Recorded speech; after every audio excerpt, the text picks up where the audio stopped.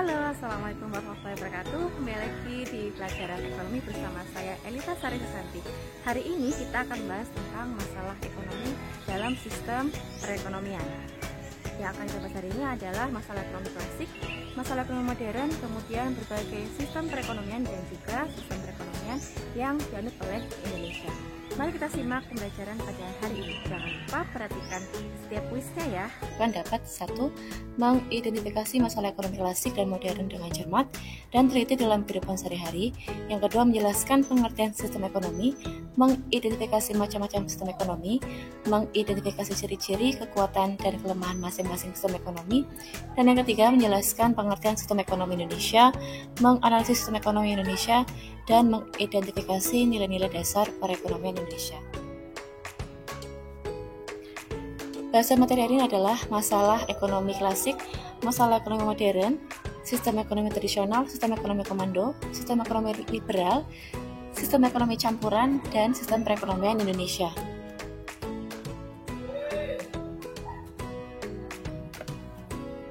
Menurut Anda, apakah yang menjadi masalah ekonomi? Tentu Anda masih ingat apa itu kelangkaan. Ya, betul, timbulnya kelangkaan terjadi karena tidak terbatasnya kebutuhan manusia, sementara alat pemenuh kebutuhan yaitu barang dan jasa jumlahnya sangat terbatas. Dan hal tersebut menjadi masalah besar yang ada dalam lingkup ekonomi.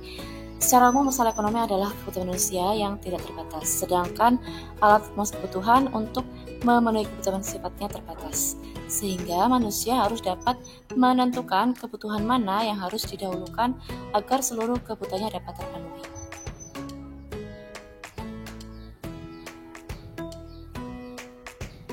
Berdasarkan teorinya, masalah ekonomi dapat dibagi menjadi dua, yaitu masalah ekonomi klasik dan masalah ekonomi modern.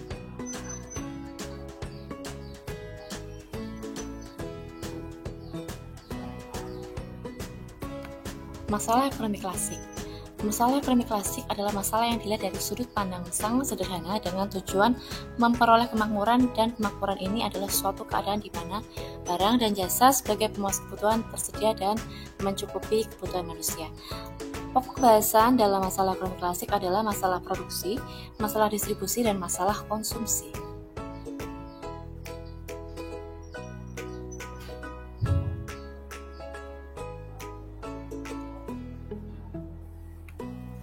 Pembahasan masalah ekonomi klasik yang pertama adalah produksi. Bagaimana memproduksi barang dan jasa yang dibutuhkan oleh orang banyak, menggunakan tenaga kerja, dan bagaimana cara memproduksi barang dan jasa tersebut sehingga bisa memenuhi kebutuhan manusia.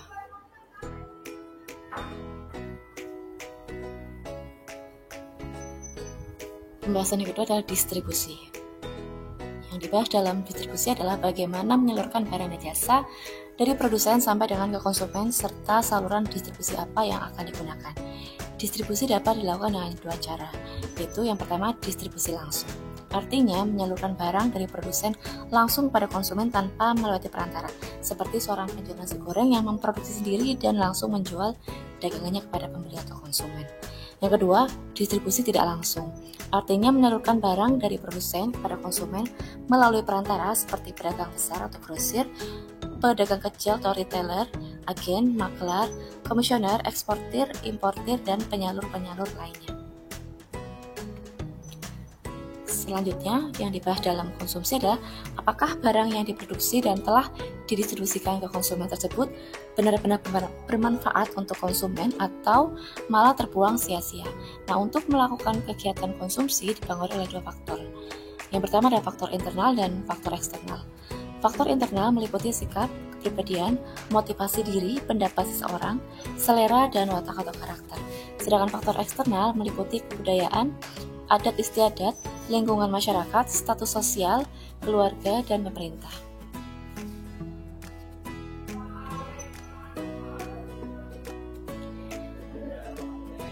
Dalam masalah ekonomi modern, kita akan membahas 3 pertanyaan yang akan muncul.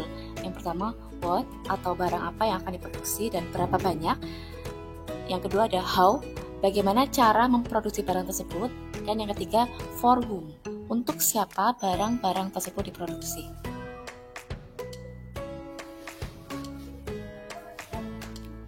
Dari adanya masalah-masalah ekonomi tadi, klasik dan modern, kemudian muncullah sistem ekonomi. Nah, sistem ekonomi ini nantinya akan lebih mengorganisir kegiatan ekonomi sehingga bisa lebih mensejahterakan masyarakat.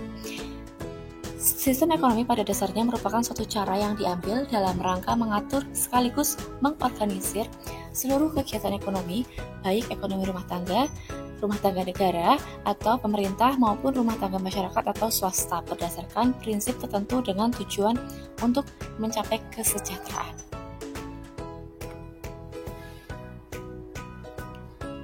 Manfaat sistem ekonomi. Sistem ekonomi menjadi perangsang bagi masyarakat untuk melakukan kegiatan produksi, menjadi metode untuk mengkoordinasi kegiatan individu dalam perekonomian, dan menyediakan mekanisme tertentu agar hasil produksi dapat dibagi secara merata. Ada beberapa sistem perekonomian yang ada di dunia. Pertama, kita akan bahas sistem ekonomi tradisional. Sistem ekonomi tradisional yang menitikberatkan pada kebiasaan dan adat istiadat dalam menjalankan perekonomiannya. Keberadaan sumber daya alam sangat dibutuhkan masyarakat untuk memenuhi kebutuhan hidup dalam jangka pendek agar dapat bertahan hidup. Nah, masyarakat yang mempunyai sistem ekonomi tradisional adalah masyarakat yang belum ada pembagian kerja dan cara mendapatkan barangnya masih menggunakan barter atau natura. Belum mengenal uang sebagai alat pembayaran, produksi dan distribusi terbentuk karena adanya tradisi dan hanya untuk memenuhi kebutuhan sendiri atau masyarakat. Nah, ciri-ciri dari sistem ekonomi tradisional yang pertama adalah belum ada spesialisasi atau pembagian kerja dalam kegiatan ekonomi. Yang kedua, menerapkan sistem barter dalam kegiatan perdagangan. Yang ketiga, jenis produksi ditentukan sesuai dengan kebutuhan. Selanjutnya, hubungan masyarakat bersifat kekeluargaan, bertumpu pada sektor agraris. Kegiatan ekonomi bersifat terikat pada adat istiadat dan juga alat atau teknologi yang ada untuk produksi bersifat masih sederhana. Sedangkan teknik produksi dipelajari secara turun-temurun dan bersifat sederhana, dan juga kekayaan alam terutama tanah dan hutan menjadi sumber penghidupan utama.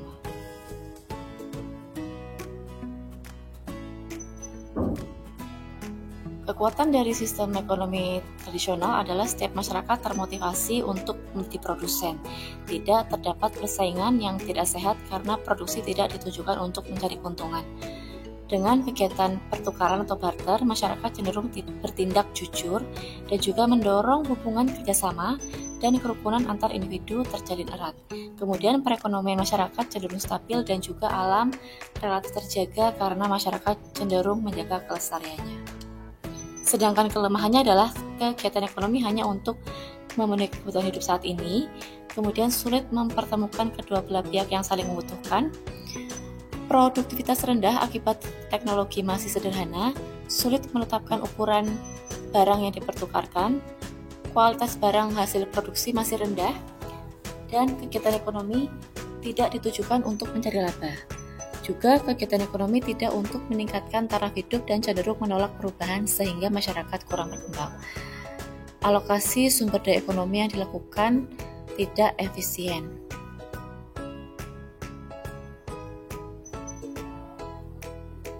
Nah, negara-negara mana saja yang masih menerapkan sistem ekonomi tradisional? Contoh-contohnya adalah negara Afrika Tengah seperti Msumbiji dan lain-lain. Selanjutnya ada Malawi dengan sistem perekonomian tradisional. Hal tersebut terlihat dari transaksinya yang masih menggunakan sistem barter dan perekonomiannya yang mengandalkan pertanian.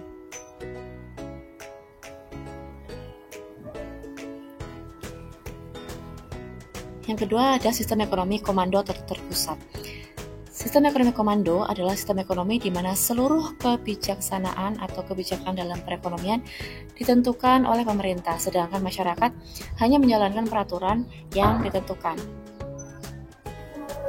Sistem ekonomi komando ini berdasar pada teori yang ditemukan oleh Karl Marx dalam bukunya yang berjudul Das Kapital tahun 1867.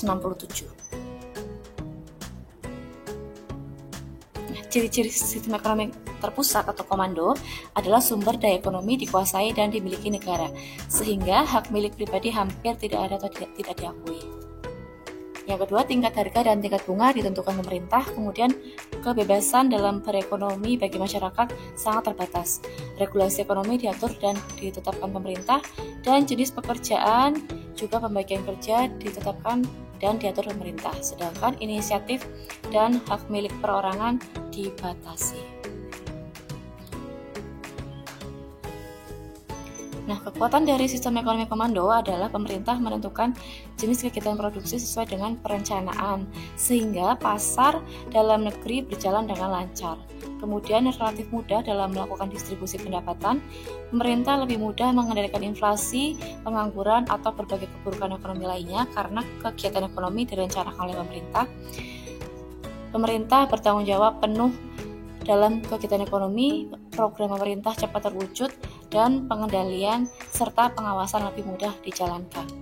Sedangkan kelemahannya adalah tidak adanya kebebasan untuk berusaha, hak milik perorangan tidak diakui, potensi kreativitas dan inisiatif masyarakat tidak berkembang sebab segala kegiatan ekonomi direncanakan pemerintah. Selanjutnya, sering terjadi praktik monopoli yang merugikan masyarakat dan sangat tergantung pada pemerintah. Selanjutnya, masyarakat tidak memiliki kebebasan untuk memiliki alat dan sumber daya. Nah, negara mana saja yang menerapkan sistem ekonomi komando ini? Melihat penjelasan terkait sistem ekonomi komando, apakah ada bayangan tentang negara mana saja yang sekiranya menerapkan sistem ekonomi ini? Ternyata ada negara yang menerapkan sistem ekonomi yang dikenal dengan negara sosialis. Ya, negara-negara yang menerapkan sistem ekonomi komando adalah negara sosialis. Adapun contoh negara yang menerapkan sistem ekonomi ini adalah Korea Utara.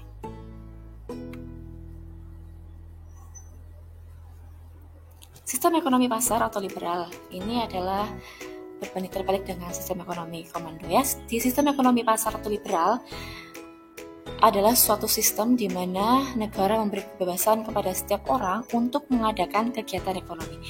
Sistem ini berdasar pada teori yang dikemukakan oleh Adam Smith pada tahun 1723 sampai 1790 dalam bukunya yang berjudul The Wealth of Nations yang diterbitkan pada tahun 1776 dengan ajaran pokoknya yaitu memberikan kebebasan seseorang di setiap perekonomian atau di setiap sektor ekonomi.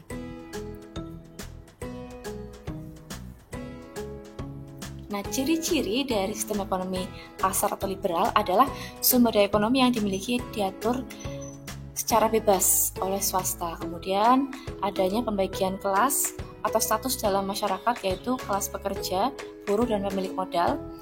Adanya persaingan usaha yang ketat dalam kegiatan ekonomi.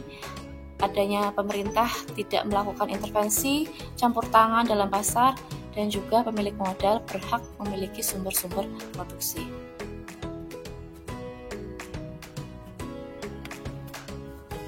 Kemudian kekuatan dan kelemahan dari sistem ekonomi liberal.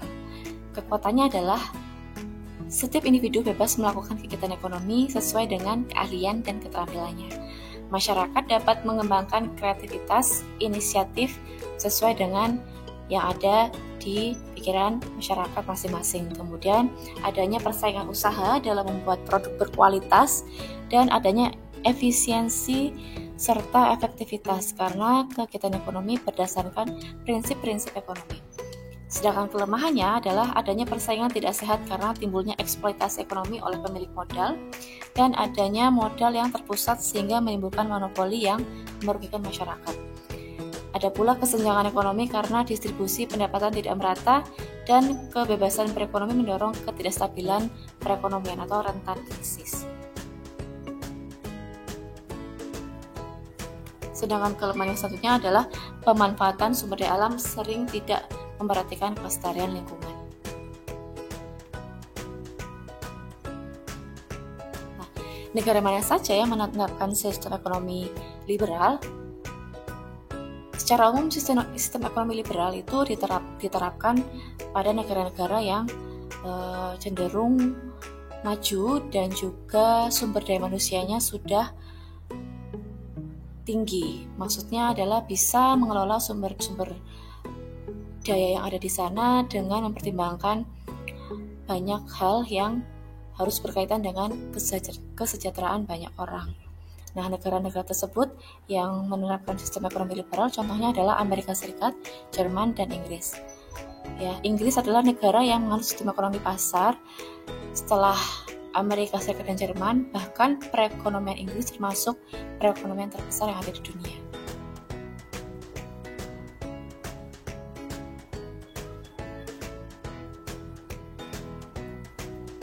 Selanjutnya, sistem ekonomi campuran. Sistem ekonomi campuran adalah sistem ekonomi yang menitikberatkan pada interaksi antara pemerintah dan swasta dalam melakukan kegiatan ekonomi.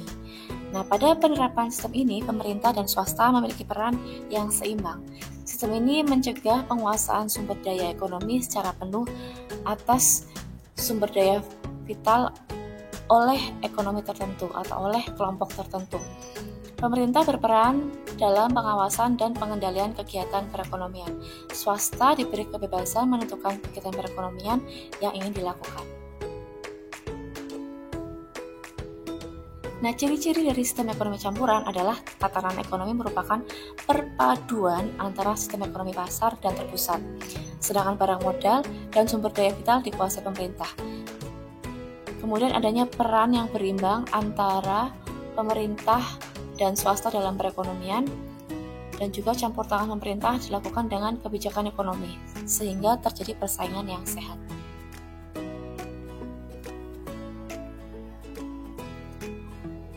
Kekuatan dan kelemahan sistem ekonomi campuran. Kekuatannya adalah pertumbuhan ekonomi yang terjaga karena kestabilannya, kemudian inisiatif dan kreativitas bisa berkembang, campur tangan pemerintah bisa meminimalkan monopoli usaha oleh pihak swasta, pemerintah lebih fokus dalam memberdayakan sektor usaha mikro, kecil, dan menengah atau UMKM. Sedangkan kelemahannya adalah campur tangan pemerintah yang lemah memungkinkan berlakunya sistem ekonomi pasar. Jadi masih ada kemungkinan terjadi liberalisme dalam perekonomian jika campur tangan pemerintah lemah. Kemudian campur tangan pemerintah yang terlalu kuat bisa mendekati sistem ekonomi komando. Dan juga adanya kesulitan dalam memenuhi kebutuhan masyarakat yang beragam. Mungkin timbul KKN karena kurang pengawasan dari pemerintah. Negara mana saja yang menerapkan sistem ekonomi campuran? Negara yang menganut sistem ekonomi campuran tercatat sebagai negara bekas anggota non-blok, di mana mayoritas terdapat di benua Asia dan Afrika. Contohnya Indonesia, India, Malaysia, Mesir, dan lain-lain.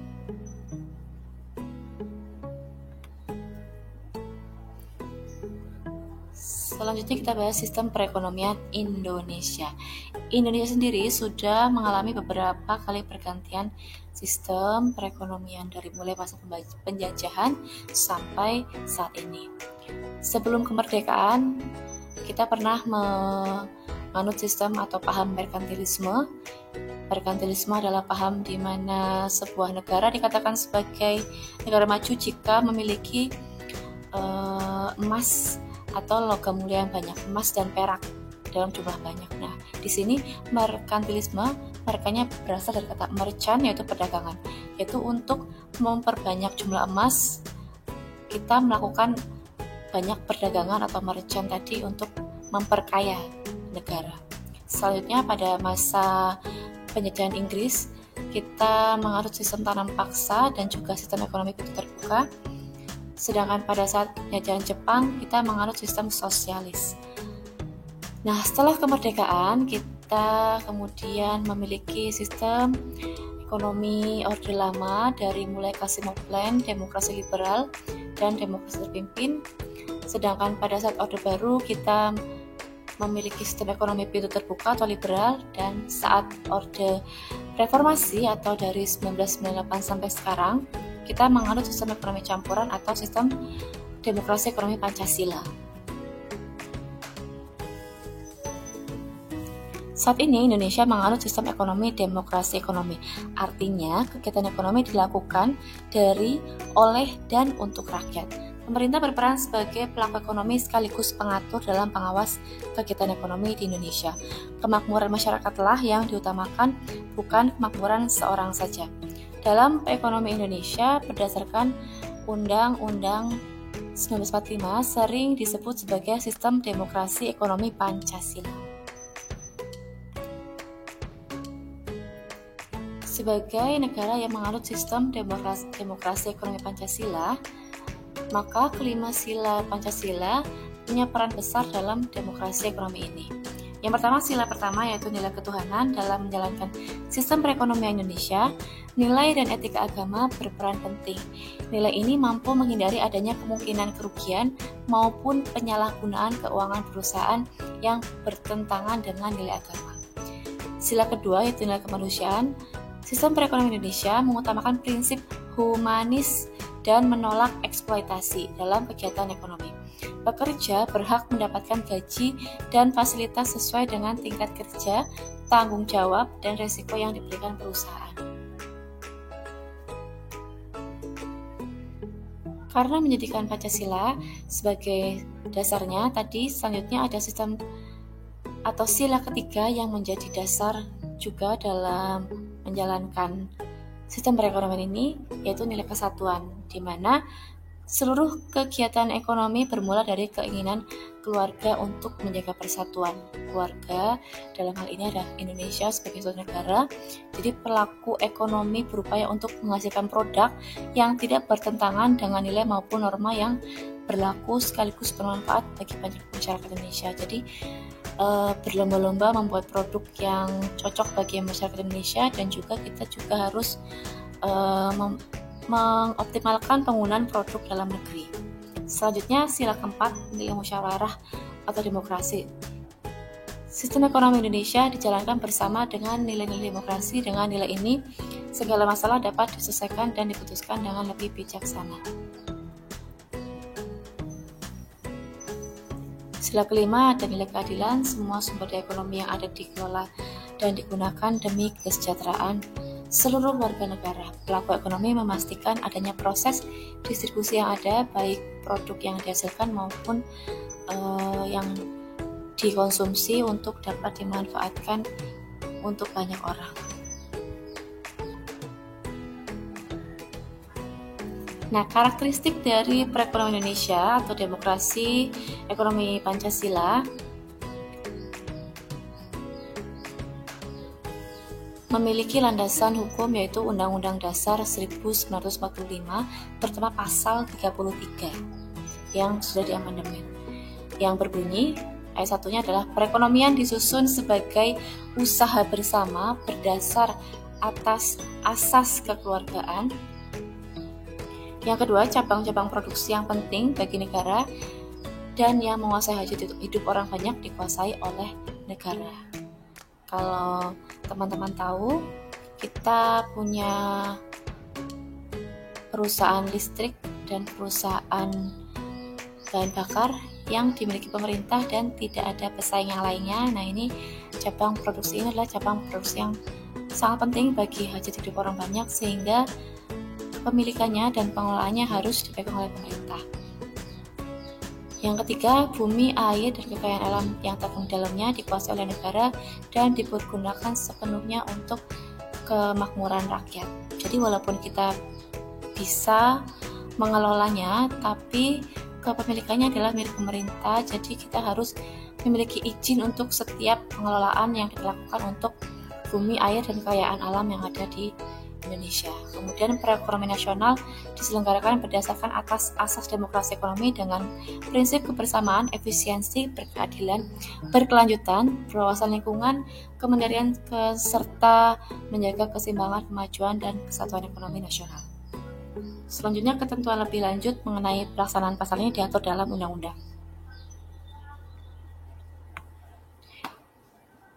Nah, apa sih kelebihan dari sistem ekonomi yang dianut oleh Indonesia? Yang pertama, negara tetap mengakui hak milik seseorang asalkan tidak bertentangan dengan kepentingan publik. Jadi kita tetap bisa berbeda usaha atau memiliki izin untuk melakukan kegiatan-kegiatan ekonomi dengan sumber daya alam yang dimiliki oleh negara dan sumber daya manusia yang dimiliki oleh negara Kemudian masyarakat adalah bagian penting dalam sistem ekonomi dengan kegiatan produksi yang dilakukan dan dipimpin serta diawasi oleh masyarakat. Jadi masyarakat dan pemerintah sama-sama berperan penting dalam perekonomian, sehingga seharusnya dari perekonomian yang di Indonesia ini harusnya adalah sistem ekonomi yang seimbang dan terpadu, dan juga bertujuan utamanya adalah untuk kemakmuran dan kesejahteraan rakyat. Tapi ternyata sistem ini juga masih memiliki kekurangan atau kelemahan yang harus dihindari dari sistem ekonomi, yang mungkin ada muncul kelemahan-kelemahan yang dapat terjadi. Yang pertama adalah free fight liberalism, yang ini menumbuhkan eksploitasi terhadap manusia dan bangsa lain. Kemudian etatisme atau dominasi dari pemerintah. Jadi walaupun kita memiliki izin dan kebebasan untuk kegiatan ekonomi, tapi juga ada dominasi dari pemerintah. Selanjutnya, monopoli yang mungkin bisa terjadi oleh pemerintah ketika kita tidak boleh ikut campur dalam sumber daya khusus yang sudah diatur oleh pemerintah.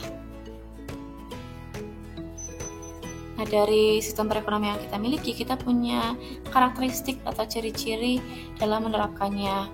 Yang pertama, adanya BUMN, yang kedua adanya koperasi, yang ketiga adanya badan usaha milik swasta atau BUMS, dan adanya serikat pekerja. Serikat pekerja ini hadir untuk mengantisipasi dan meminimalisir kemungkinan eksploitasi sumber daya manusia. Nah, teman-teman semua, ini Pelita ada teka-teki ekonomi untuk coba kalian bisa kerjakan. Pelita akan taruh linknya dalam deskripsi dan di komen ini. Kemudian kalian juga bisa mengerjakan kuis lainnya yang akan Pelita berikan linknya dalam deskripsi. Oke, itu tadi materi kita tentang masalah ekonomi dan juga sistem perekonomian. Semoga pembelajaran ini bermanfaat, dan kita lanjutkan terus selanjutnya dengan materi pelaku ekonomi dan juga perannya dalam kegiatan perekonomian. Assalamualaikum warahmatullahi wabarakatuh. Oke, itu tadi materi kita